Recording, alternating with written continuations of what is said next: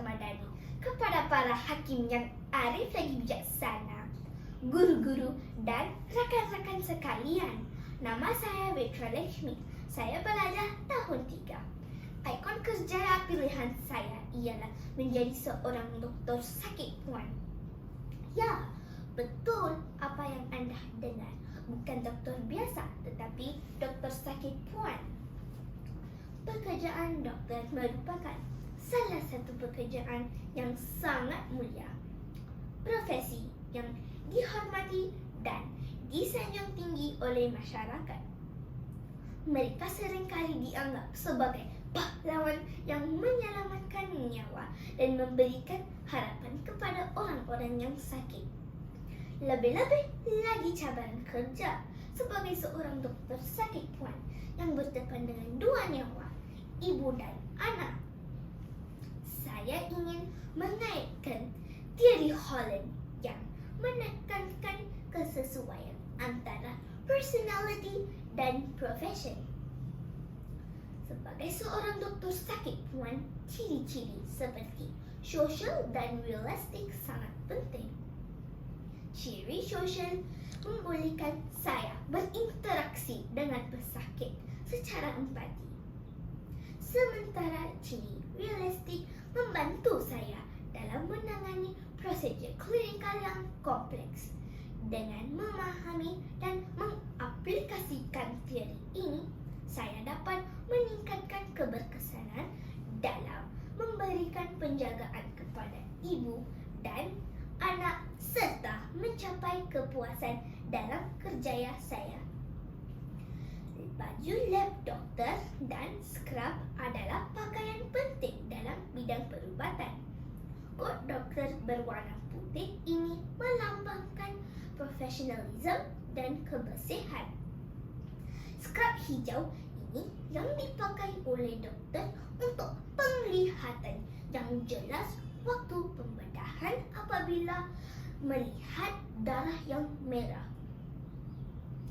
Untuk menjadi seorang doktor sakit puan harus menyelesaikan ijazah perubatan selama 5 tahun di universiti.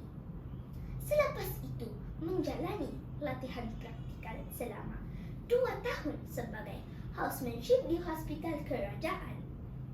Setelah itu harus bekerja sebagai pegawai perubatan selama 2 hingga 3 tahun sebelum mendapat pendidikan pasca ijazah selama 4 tahun untuk menjadi seorang doktor sakit puan.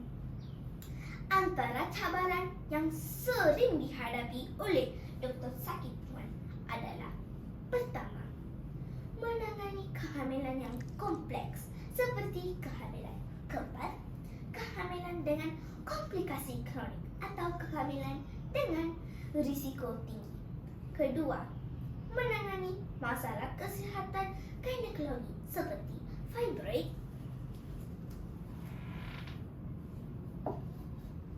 kanser rahim, dan masalah keguguran. Ketiga, menangani kes-kes kecemasan seperti pendarahan hebat semasa bersalin dan keguguran.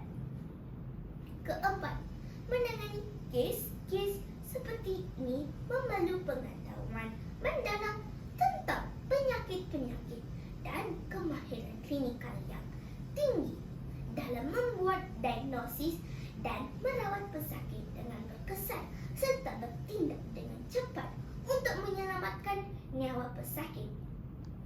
Saya menjadikan Dr. Shamini Subramaniam sebagai idola dalam hidup saya. Siapakah beliau ini? Beliaulah ibu saya yang bekerja di Jabatan Sakit Puan di Hospital Sungai Buloh. Beliau seorang yang rajin, sentiasa berdedikasi dalam pekerjaannya dan bekerja keras tanpa mengira waktu dan masa demi mencapai cita-cita satu-satunya anak tunggal beliau, yaitu saya. Akhir kata, menjadi seorang doktor sakit puan bukan sekadar pekerjaan, tetapi juga satu bentuk dedikasi dan komitmen untuk membantu ibu-ibu yang mengandung dan pesakit-sakit puan. Apabila pesan nanti, saya ingin menjadi seorang dokter sakit puan yang berwibawa dan memberi kebanggaan kepada keluarga dan berkhidmat untuk negara tercinta. Sekian, terima kasih semua.